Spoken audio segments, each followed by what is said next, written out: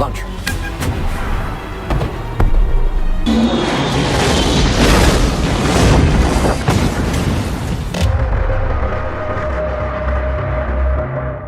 भारत में मचेगी तबाही।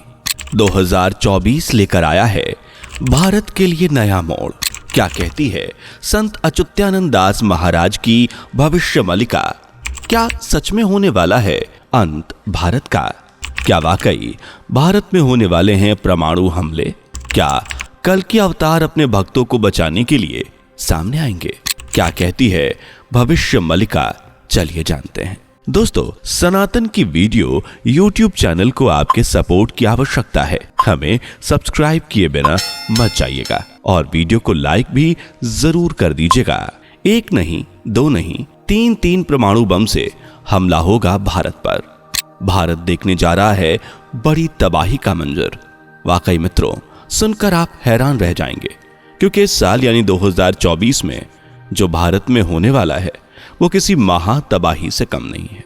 जहां चारों ओर जानलेवा बमों से दहली हुई जमीन, उठता हुआ भयानक धुआं जो भारत के ऊपर काल का अंधेरा मनकर मंडराएगा, लेकिन फिर अचानक से होगा कुछ ऐसा कि दुनिया भर में सनातन धर्म का परचम लहर जाएगा।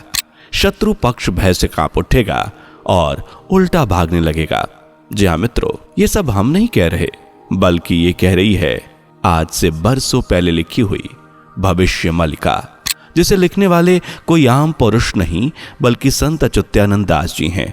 ये भारत के वही महापुरुष थे जिन्होंने महाविनाश से लेकर कलयुग के अंत तक हर तरह की बात आज से सालों पहले भविष्यवाणिका में लिख डाली थी। भविष्यवाणिका में भारत के लिए कई भविष्यवाणियां की गई हैं, जिसमें भारत और सनातन धर्म की बढ़ती हुई प्रसिद्धि, दुनिया में आने वाले महाविनाश, जंगली जानवरों के हमले और प्राकृतिक आपदाओं जैसे कई भविष्यवाणियां शामिल है। लेकिन ये तो कुछ नहीं है मित्रों। साल 2024 के लिए संत अच्युतानंद दास जी ने जो अपनी भविष्यवाणिका में भविष्यवाणियां लिखी है ना, वह आपकी रूह भी कपा सकती हैं। आज से 600 साल पहले गुरु अच्युतानंद दास जी द्वारा एक चेतावनी दी गई थी, जिसमें लिखा था कि अब जागने का समय आ चुका है, नहीं तो हमेशा के लिए सुला दिए जाओगे। मित्रों, आज से 600 साल पहले ये चेतावनी संत अच्युतानंद दास जी ने आज के सनातनियों के लिए दी थी। वहीं संत अच्युतानंद दास जी द्वारा ये भी कहा गया है कि ये चेतावनी मैं नहीं बल्कि खुद परम ब्रह्म निराकार संपूर्ण जगत के नाथ महाप्रभु जगन्नाथ जी द्वारा दी गई है। पर आपने कभी सोचा है कि ये चेतावनी आखिर आज के सनातनियों के लिए क्यों दी गई थी? तो इसका जवाब यह है कि दुनिया के विधाता ने हम सनातनियों को किसी लक्ष्य से भेजा है और वो पूरी दुनिया पर राज करने का है। जी हाँ, विधाता द्वारा सनातनियों को पूरी दुनिया पर शासन करने के लिए भेजा है। और यही वजह है कि हम सभ्यता में, संस्कृति में, ज्ञान में और समाज में सबसे श्रेष्ठ हैं। भारत के सनातनी भेदभाव या मनमुटाव का प्रचार नहीं करते, बल्कि एकता का प्रचार करते हैं, सत्य का प्रचार करते हैं। लेकिन आज के सनातनियों को देखा जाए तो वो आज कलयुग के अंधेरे में सोए हुए हैं। अपने धर्म की, आध्यात्मिकता को छोड़ दुनियावी चीजों की ओर ध्यान लगा रहे हैं।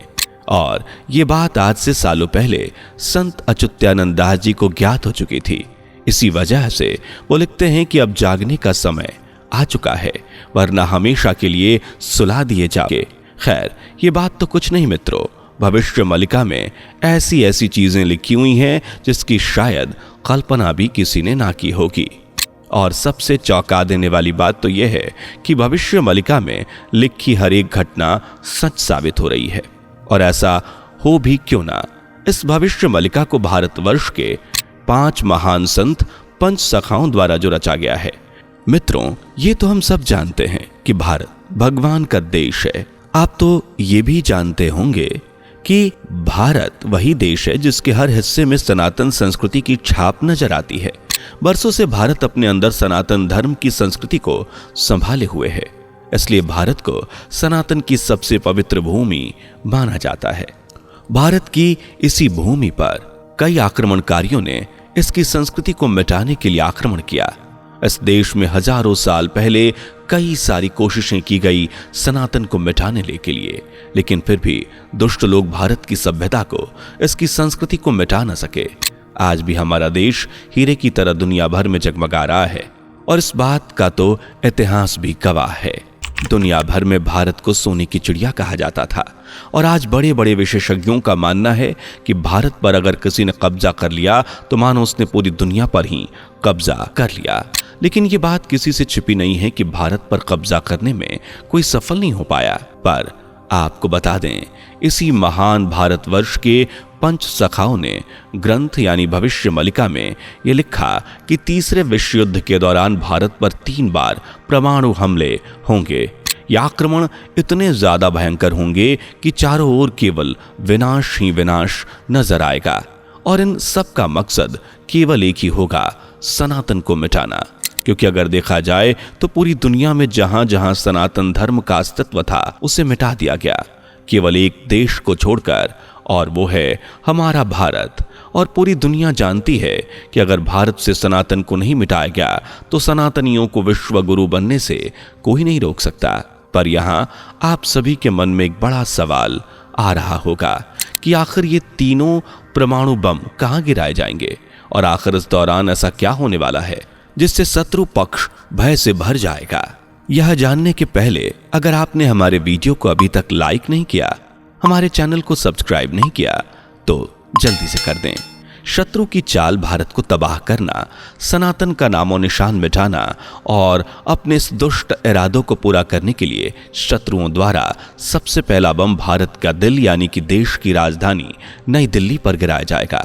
इस बड़े हमले की वजह से देश का पूरा शक्ति संतुलन डगमगा जाएगा, जिसके बाद दूसरे परमाणु बम से हमला किया जाएगा। यह हमला होगा पश्चिम बंगाल के दक्षिणेश्वर काली मंदिर पर। इस हमले के लिए संत अच्युतानंद दास जी ने कहा है कि यह परमाणु हथियार के साथ साथ एक जैविक हथियार भी होगा, यानी न्यूक्लियर प्लस बायोलॉजिकल बम। इसके बाद बारी आएगी तीसरे परमाणु बम को गिराने की और इस परमाणु बम को उड़ीसा के ऊपर गिराने की कोशिश की जाएगी।